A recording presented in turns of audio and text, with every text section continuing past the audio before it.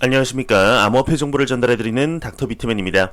목요일도 슬슬 마무리되고 있습니다. 어떻게 오늘 하루 잘 보내셨나요? 최근 암호화폐 시장의 소폭 상승세로 인해서 투자자분들의 투자 심리가 소폭 회복이 된 듯 보입니다. 항상 매 영상 같은 말씀드리지만 내재 가치에 영향을 주는 소식이 아니라면 절대로 단기적인 변동성에 흔들리지 않으셨으면 좋겠습니다. 오늘 남은 시간도 즐겁게 마무리하시길 바라면서 목요일의 마무리는 과연 어떠한 소식들이 반겨주게 될지 한번 보도록 하겠습니다. 최근 높아져가는 암호화폐 시장의 인기에 따라 암호화폐 시장의 규제에 대한 논의가 이루어지고 있죠. 우리나라에서도 이야기들이 조금씩 나오고 있는 것 같은데요. 현재 글로벌적으로 암호화폐 규제에 대해 초점을 맞추고 있는 부분이 있습니다. 바로 테러 자금 조달 문제와 자금 세탁에 관한 문제이죠. 이러한 문제점은 현재 암호화폐 시장이 성장하며 바로잡아야 할 문제점인 것에는 이견이 없는 상태인데요. 이러한 상황 속 미 국세청에서 소식이 나왔습니다. 비트코인을 이용한 자금 세탁 계획 거물을 잡았다고 하는데요. 역시 이런 쪽에서도 큰 손들이 있는 것 같습니다. 내용 한번 같이 보도록 하겠습니다.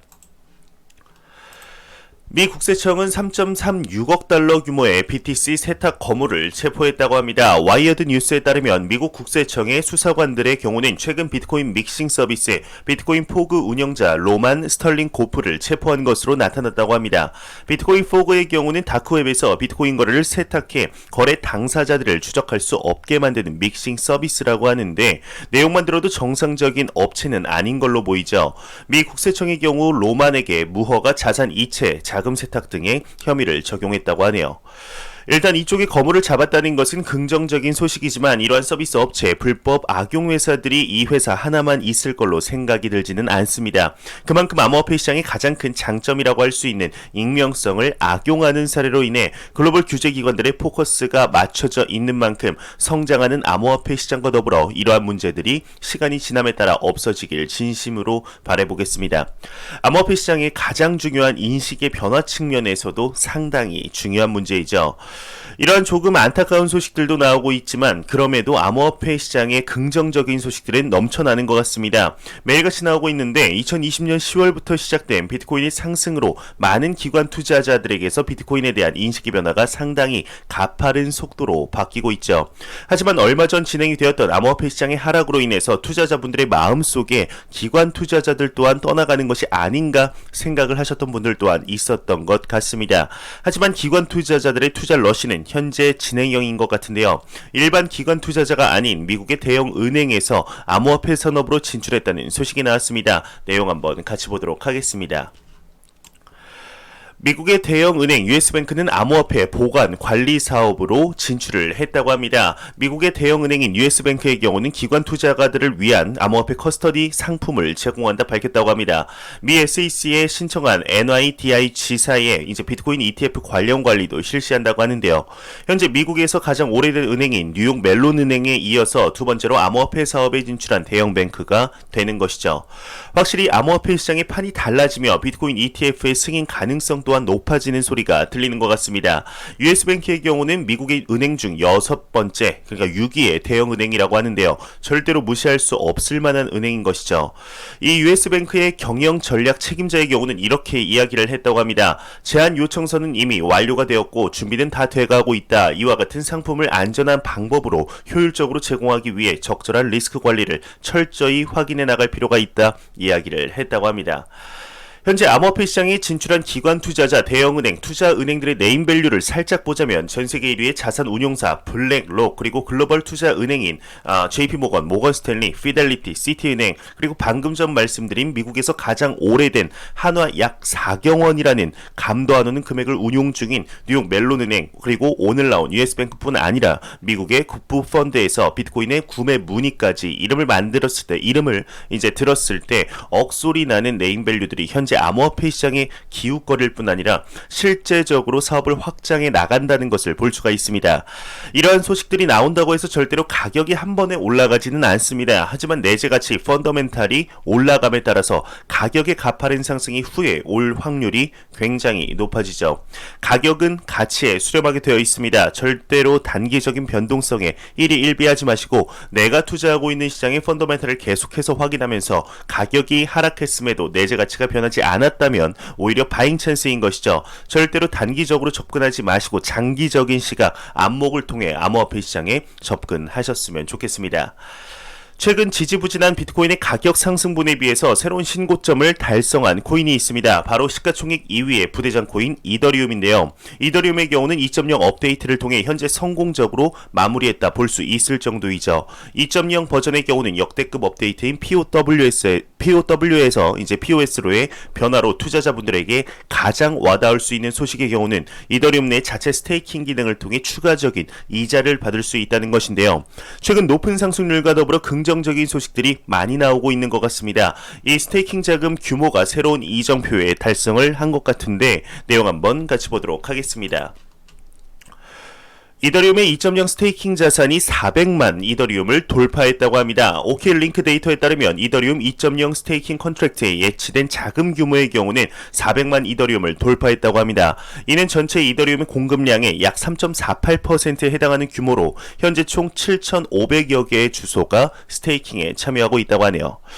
저도 현재 이더리움에 투자하고 있는 투자자로서 2.0 업데이트로 인한 스테이킹에 많은 관심을 가지고 지켜보고 있는 중입니다. 저의 경우는 이더리움 내 자체 스테이킹을 진행 중에 있지는 않지만 소프트 스테이킹을 진행 중에 있는데요. 약 5.5%의 이자를 받고 있는 중입니다. 이에 관해서는 조만간 영상으로 다시 한번 자세히 다뤄보도록 하겠습니다. 현재 계속해서 이더리움에 관한 소식들이 나오고 있는 것 같습니다. 최근 캐나다에서 이더리움 ETF가 승인이 되며 총 4개의 이더리움 ETF가 운용 중이라는 소식이 나온 뒤 꾸준한 가격 상승으로 화제가 되고 있는 와중 유럽의 투자은행에서 추가적인 소식이 나왔다고 합니다. 이더리움을 통한 채권을 발행했다고 하는데 이더리움이 확실히 활용도 측면 비트코인의 확장판으로 나왔다는 것을 증명하는 하나의 사례로서 대표되지 않을까 하는 소식인데요. 어떤 내용인지 한번 같이 보도록 하겠습니다.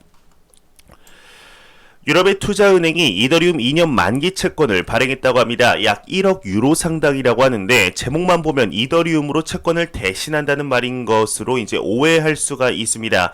이제 이더리움 블록체인을 이용한 채권으로 보시면 좋을 것 같은데요. 이제 유럽연합이죠. EU의 룩셈부르크 소재 대출기관인 유럽투자은행이 이더리움 블록체인을 통해 오는 2023년 4월 28일까지 1억 유로 규모의 2년 만기 채권을 발행할 예정이라고 블룸버그 통신이 보도를 했다고 합니다. 이는 암호화폐 시장의 새로운 유즈 케이스로 남지 않을까 하는 생각이 드는데요. 2년 만기 채권 발행의 경우는 골드만삭스, 산단테르 그룹, 소시에테, 제네럴 등과 같은 거대 은행들에 의해 관리가 될 것이다 이야기를 하고 있습니다. 유럽투자은행의 경우도 그냥 쩌리 같은 은행이 아니죠. 1958년 설립된 EU 회원국이 주주 역할을 하는 세계 최대 규모의 대출기관 중 하나라고 합니다. 현재 여러 방면에서 이더리움 네트워크 블록체인이 사용되며 획기적인 사례 중 하나인 것에는 이제 부정할 수 없는 사실인 것 같습니다. 현재 이것이 성공적으로 마무리가 된다면 암호화폐 시장이 주류 시장으로 편입하는 속도에 가속도를 붙일 수 있는 소식 중 하나가 되지 않을까 하는 기대감마저 생기는데요. 현재 디지털 에셋으로 암호화폐 시장이 디지털 자산으로서 자리를 잡아가며 암호화폐 본연의 기능에 대해서 잊고 있었던 와중 경종을 울리는 소식으로 저는 생각이 듭니다. 이더리움과 비트코인의 가장 큰 차이점 중 하나가 바로 스마트 컨트랙트 기능이죠. 이 기능이 채권에서도 만약 성공적으로 쓰이게 된다면 비단 이 단순 채권 발행으로 시작된 이더리움 블록체인의 사용뿐 아니라 암호화폐를 이용한 실질적인 사용 측면 상당히 긍정적인 방향으로 검토될 가능성 또한 충분히 있게 되지 않을까 하는 생각이 듭니다. 현재 암호화폐 시장의 확장으로 인해 글로벌 결제 기업들에서 또한 암호화폐 시장을 수용하는 속도가 가파르게 진행이 되고 있는 것은 부정할 수 없는 사실입니다. 이에 대표적인 기업 2개가 있습니다. 바로 비자와 마스터카드인데요. 오늘은 비자에서 내용이 나왔습니다. 비자의 CEO가 직접 언급을 했다고 하는데 암호화폐에 대해 큰 방식으로 접근하고 있다고 합니다. 내용 한번 같이 보도록 하겠습니다. 비자의 CEO는 암호화폐에 대해서 큰 방식으로 접근을 하고 있다고 합니다. 암호화폐 전문 미디어 더 블록에 따르면 비자의 CEO 알켈리의 경우는 실적 발표회를 통해서 암호화폐 서비스에 대해 큰 방식으로 접근하고 있다 이야기를 했다고 합니다. 이와 관련하여 그는 우리는 암호화폐 산업에서 볼 수 있는 5가지 기회에 초점을 맞추고 있다. 암호화폐 지출과 구매, 금융기관을 위한 암호화폐 API 서비스, 스테이블 코인, 그리고 CBDC 결제 등이 그것이다. 우리는 지금 매우 좋은 포지션에 있다 이야기를 했다고 합니다. 현재 대부분의 기관 투자자들과 개인 투자자 그리고 애널리스트들의 경우는 현재의 암호화폐 시장을 바라보는 시각은 앞서 말씀드린 새로운 자산 측면으로 대부분 보고 있죠. 하지만 비자나 마스터카드 등 글로벌 결제 기업들의 경우는 현재 암호화폐 시장을 장기적인 측면, 결제 수단으로서도 미리미리 준비하고 있는 모습들을 보여주고 있습니다. 제 영상에서 몇 번 말씀을 드렸었지만 현재 진행 중인 코로나 팬데믹 사태가 언제가 될지 모르겠지만 만약 종식이 되고 국제 여행이 자유롭게 되는 시점, 암호화폐로서는 아니더라도 암호화폐 기술을 이용하여 환전 없이 어느 국가에서든 자유롭게 결제가 가능한 시대를 맞이하지 않을까, 그런 날이 오지 않을까 하는 생각이 듭니다. 현재 제가 가지고 있는 암호화폐 카드로도 실제 전 세계 비자 가맹점에서 이제 환전 없이 사용이 가능하니 말이죠. 암호화폐가 가져올 미래의 금융을 충분히 기대해 볼 만한 내용이 아닐까 하는 생각이 듭니다. 매일같이 나오는 리플 XRP에 관한 소식이 오늘도 또한 나왔습니다. 현재 리플사의 경우는 미 SEC와의 소송이 한창 진행 중이죠. 현재 진행되는 방향이 진흙탕 싸움으로 진행되면서 많은 XRP 투자자분들의 경우는 하루빨리 긍정적으로 끝이 나기를 바라는 상황 속 미 SEC의 수장 게리 겐슬러가 임명이 되며 조금씩 희망이 보이는 것 같다는 의견이 지배적인 상황입니다. 이러한 상황 속 현재 리플사의 경우는 글로벌 중앙은행들이 발행하려는 중앙은행 발행 디지털 화폐인 CBDC를 본인들의 암호화폐인 XRP를 사용하게 만들기 위해 꾸준한 노력과 중앙은행들과의 이제 컨택을 지속적으로 하고 있는 중이죠. 실제로 리플사의 공식 홈페이지 메인에 버젓이 걸려 있는데 어쩌면 이러한 것들을 게리 겐슬러가 미리 알고 있었던 것이 아닐까 싶습니다. 자료를 수집하던 중 2018년 현재의 SEC 수장 게리 겐슬러가 한 말을 찾아봤습니다. 같이 보도록 하겠습니다. 네, 지금 이 화면을 보시면 2018년 개최된 더 임팩트 오브 블록체인 테크놀로지 온 파이낸스라는 곳에서 이야기를 한 것입니다. 내용을 보자면 이러한 내용입니다. 블록체인을 사용할 수 있지만 그 사이에 브릿지 통화가 필요하며 그 브릿지는 미국 달러나 유로화가 뒷받침되는 안정적인 가치이거나 리플을 대안으로 제시한 통화일 수 있다라는 뜻으로 이해하시면 좋을 것 같습니다. 현재 XRP의 경우는 엄청난 내재 가치를 내포하고 있지만 그 내재 가치에 비해서 가격이 크게 상승하지 않아서 이제 참 안타까움만 가중이 되고 있는 코인이죠. 지금 1달러를 훌쩍 넘은 코인이지만 현재 개인적으로 10달러 이상까지도 상승해도 절대로 이상하지 않다는 것에는 이견이 없는 상태입니다. 이상하리만치 글로벌 기관들에서 수많은 암호화폐 중 유독 리플 XRP에 대한 간접적이 아닌 직접적인 언급이 많다는 것이 참 신기할 정도입니다. 과연 정말 CBDC의 브릿지 통화로서 XRP가 사용되는 날 폭발적인 XRP의 성장을 충분히 기대할 수 있지 않을까 하는 생각이 드는데요. 아무리 봐도 XRP의 내재 가치는 10달러부터 시작이라는 생각이 지워지지 않는 것은 왜일까요? 안 보고 가면 섭섭하겠죠. 마지막 크립토 공포 탐욕 지수입니다. 이게 전날보다 9포인트 상승한 59포인트를 기록을 했습니다. 가격의 소폭 회복이 투자 심리에도 크나큰 영향을 준 것 같습니다. 이제 중립 단계에서 탐욕 단계로 전환이 됐는데요. 이 지수는 0이면 공포, 100이면 낙관을 의미하게 됩니다. 암호화폐 시장은 지금 현존하는 시장 중 가장 변동성이 큰 시장입니다. 절대로 가격의 변동을 맞추려고 하지 말고 시장의 펀더멘탈을 보며 장기적인 시각으로 접근을 하셔서 꾸준하게 계속해서 펀더멘탈을 확인하는 작업을 하셨으면 좋겠습니다. 절대로 단기적으로 가격에 이제 올랐다 내렸다를 맞추려 하지 않으셨으면 좋겠습니다. 네, 마지막으로 코인 마켓캡에서 가격 보고 마무리하도록 하겠습니다. 메이저 탑10 코인들 한번 전반적으로 살펴보도록 하겠습니다. 네, 지금 시가총액 1위의 비트코인의 경우는 0.34% 하락한 6천만 80만 원대, 그리고 2위의 이더리움이 지금 3.72% 상승하며 한화 300만 원이 넘었습니다.